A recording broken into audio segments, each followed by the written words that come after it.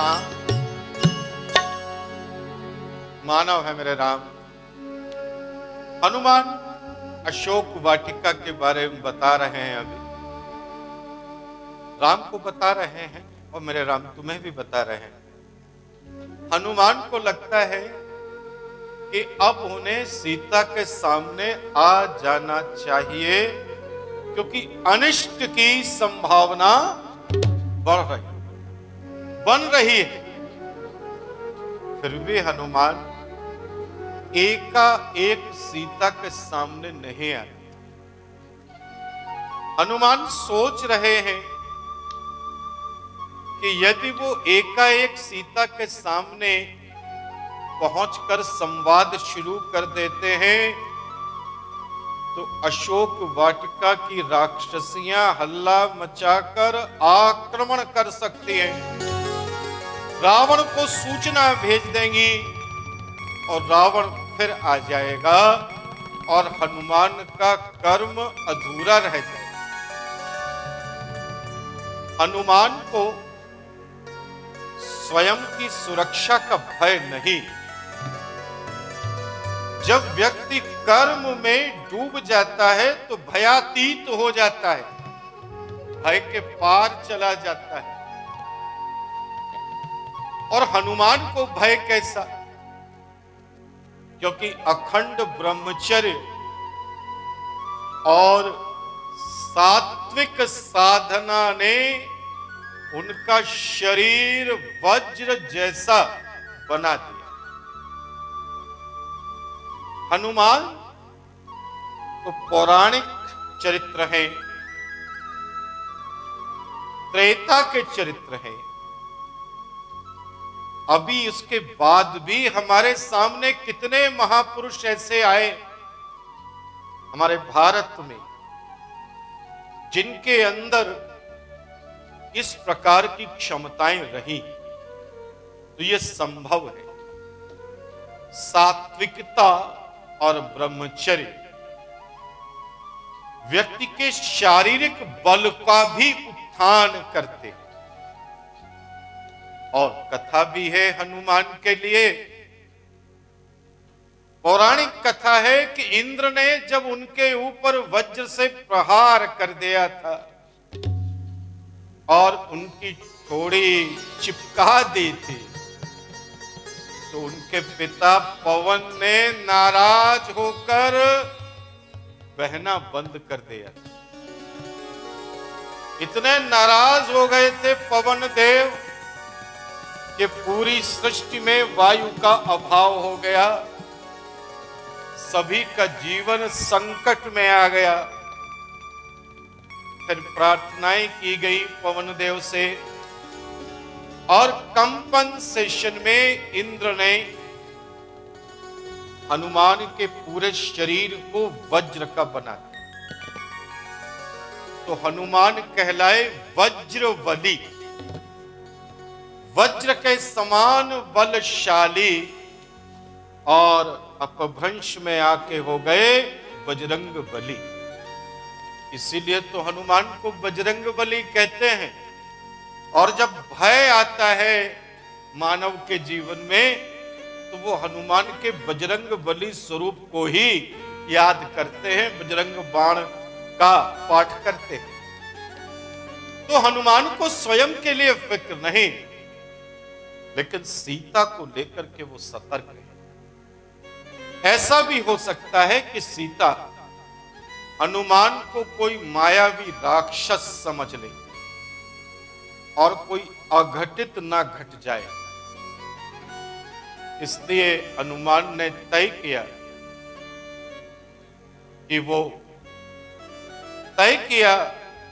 कि तार्किकता का मिश्रण करेंगे भावना में, और सीता के सामने धीरे धीरे आई। इसीलिए इसी को कहते हैं बॉन्डेड रेशनलिज्म।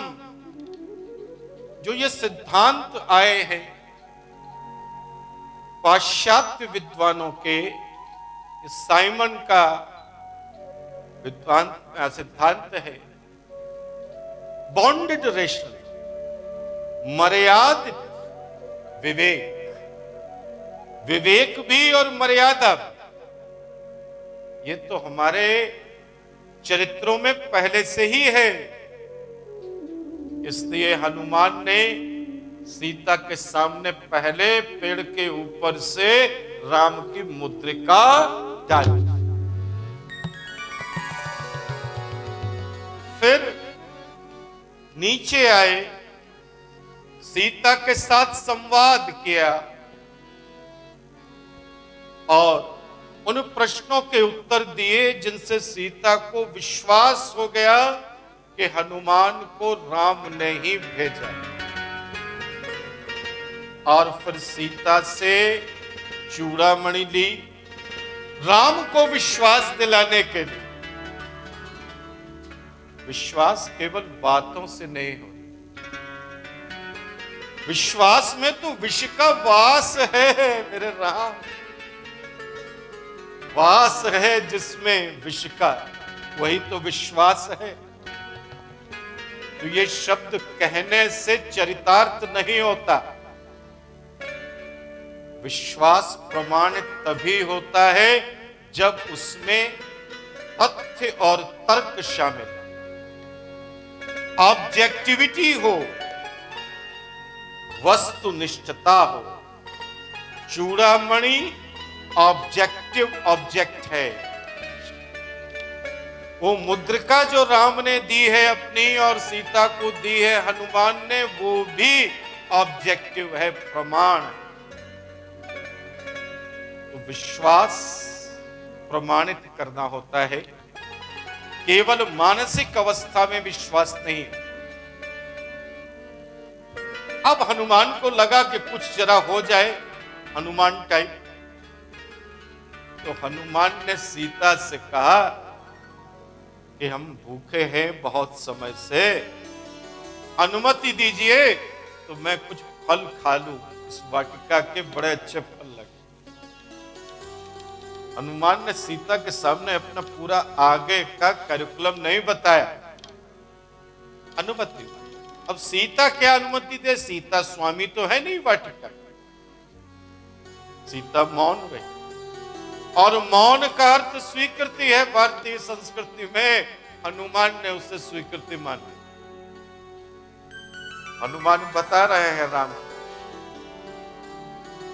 कि उन्हें लग रहा था कि रावण से मिलना भी है, आमने सामने मिलना है और रावण की शक्ति की परीक्षा करनी है और स्वयं की शक्ति का परिचय देना। इसलिए क्या करते हैं हनुमान कि जिस स्थान पर सीता है उसको छोड़ करके शेष अशोक वाटिका को उजाड़ना शुरू कर देते हैं। अब हनुमान वाटिका उजाड़ रहे हैं, अशोक वाटिका।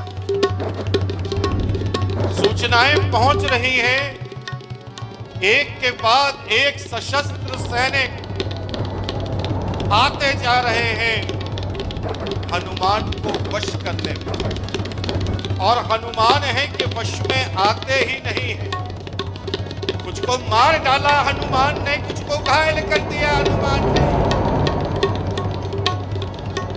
ऐसी स्थिति से निपटने के लिए रावण का बेटा अक्षय कुमार अपनी सेना लेकर आया,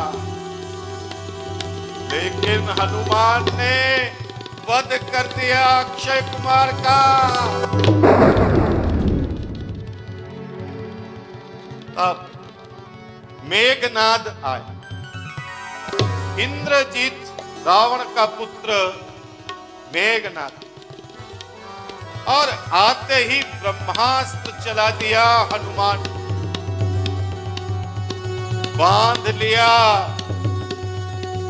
हनुमान। हनुमान ब्रह्मास्त्र का अपमान भी नहीं कर सकते। ऐसे बता रहे हैं हनुमान राम। लंका का ये जो प्रकरण है सुंदर कांड कहते, इसे बताने में हनुमान की अत्यधिक उत्कंठा भी है और सुग्रीव, लक्ष्मण और बाकी के जो राजपुरुष और वानर हैं उनकी उत्सुकता भी अधिक। राम हनुमान की कही प्रत्येक बात को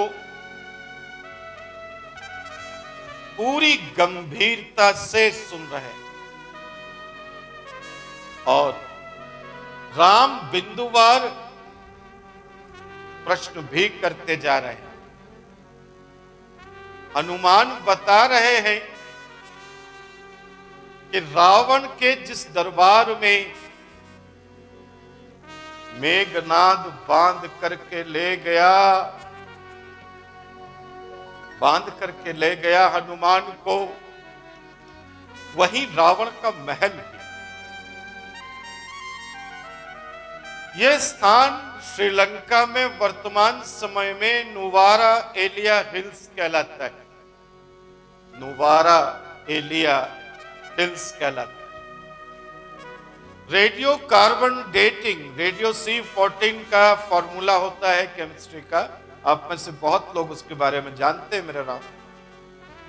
और जो आर्कियोलॉजिकल रिकवरीज हैं, पुरातात्विक प्रमाण मिले हैं और वाल्मीकि की जो रामायण के साक्ष्य हैं, तो ये वही स्थान है जहां पर रावण का दरबार और महल है। और आज भी वो स्थान उसी प्राकृतिक अवस्था में है। बता रहे हनुमान बता रहे हैं राम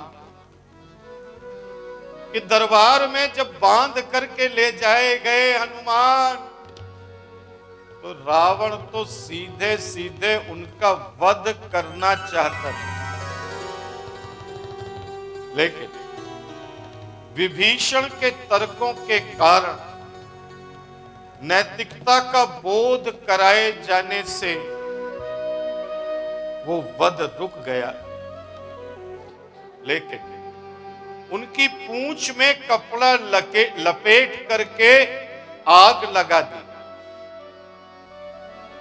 और तब तक क्या हुआ कि ब्रह्मास्त्र का प्रभाव भी घटने लगा। हनुमान ने अवसर का लाभ उठाया और पूरी लंका, रावण का महल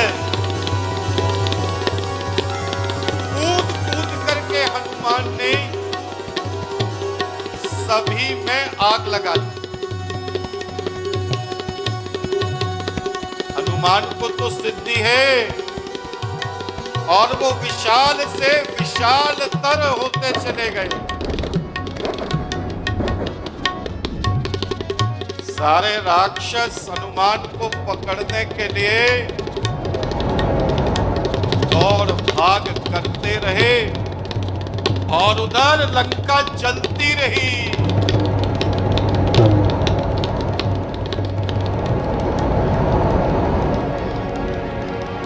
और जब हनुमान को लगा कि आग उनकी पूंछ से शरीर की ओर बढ़ रही है,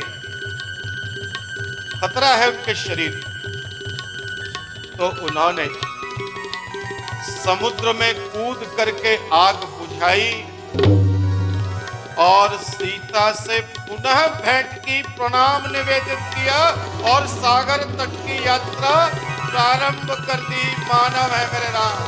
जनक सुतहि समुझाई करी, बहु विधि धीरज दीन। चरण कमल सिरुनाई कपि, गमन राम पै। चलत महाधुनि गरजसि भारी, गर्भ श्रवै सुनि निश्चर नारी। चलत महाधुनि चलत महा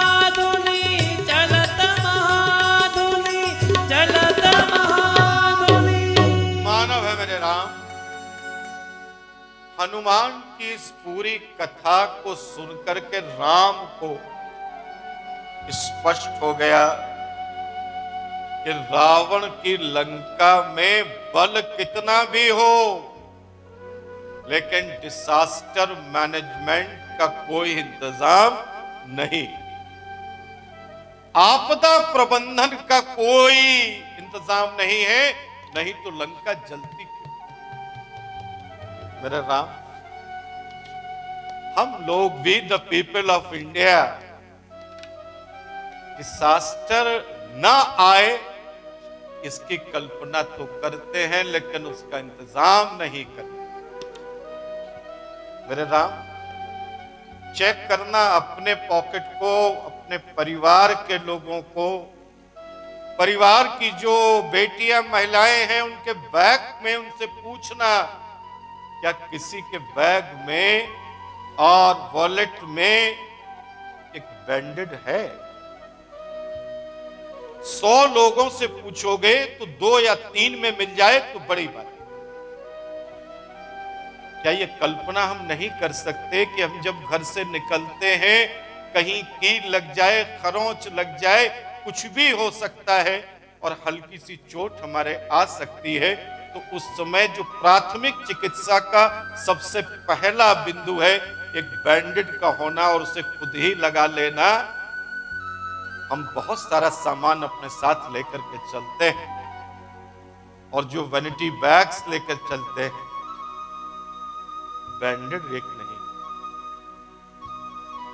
न जाने कितने लोग यात्रा करते हैं और उनके पास प्रिमिटिव मेडिसिन्स नहीं होती,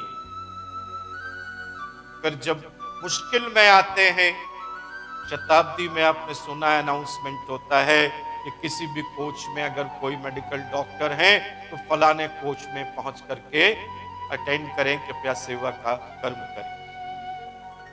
लेकिन लोगों के पास अपनी ही जरूरत के लिए, आपत्ति काल की जरूरत के लिए सामान नहीं।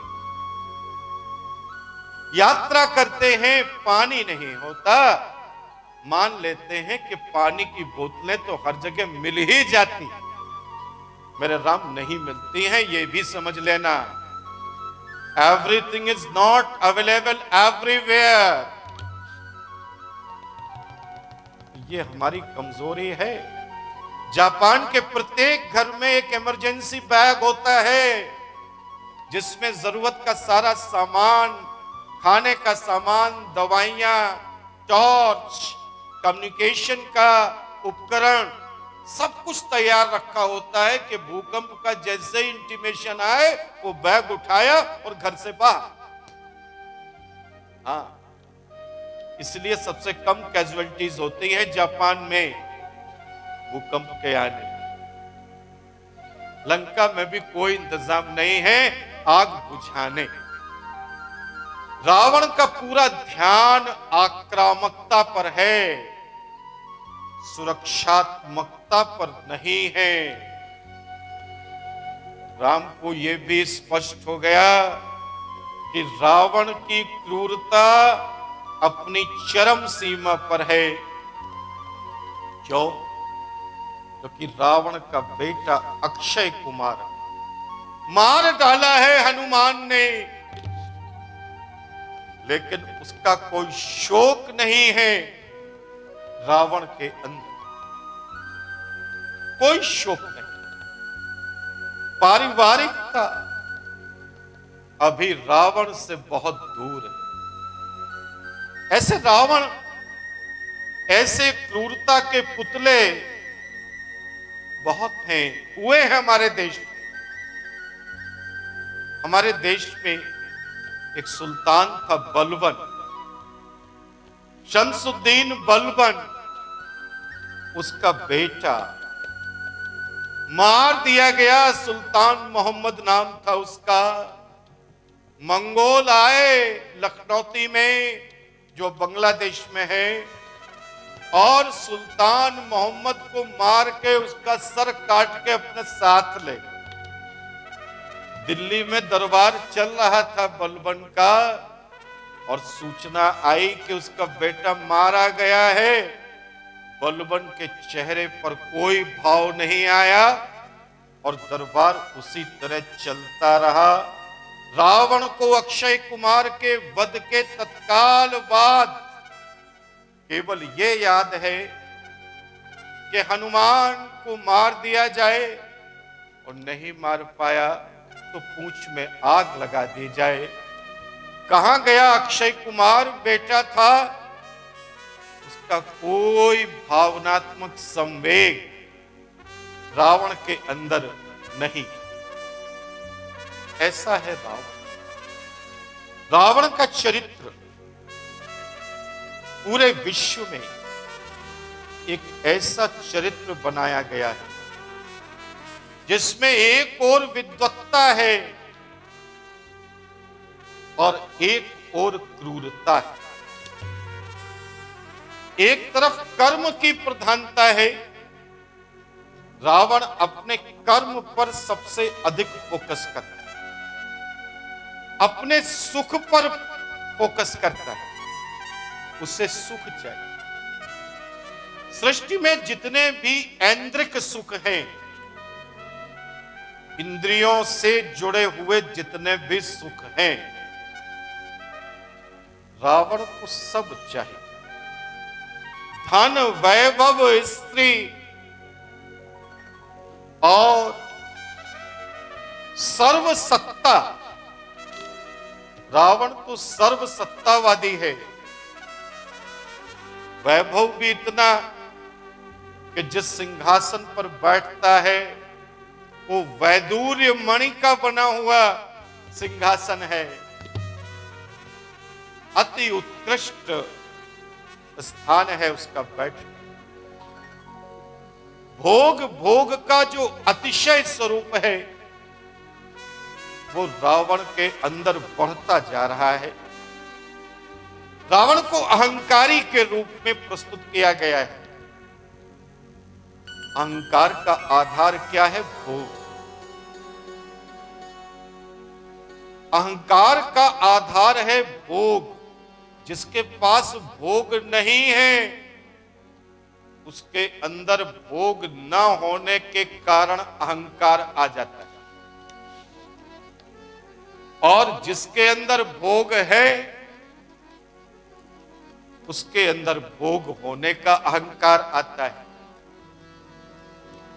तो इसलिए अहंकार तो दोनों के पास, जिसे हम सहज और सरल कहते हैं। मेरे राम, एक बार चेक करना कि जब भोग की पराकाष्ठा हो, सत्ता की पराकाष्ठा हो, क्या तब भी वो सहजता और सरलता है?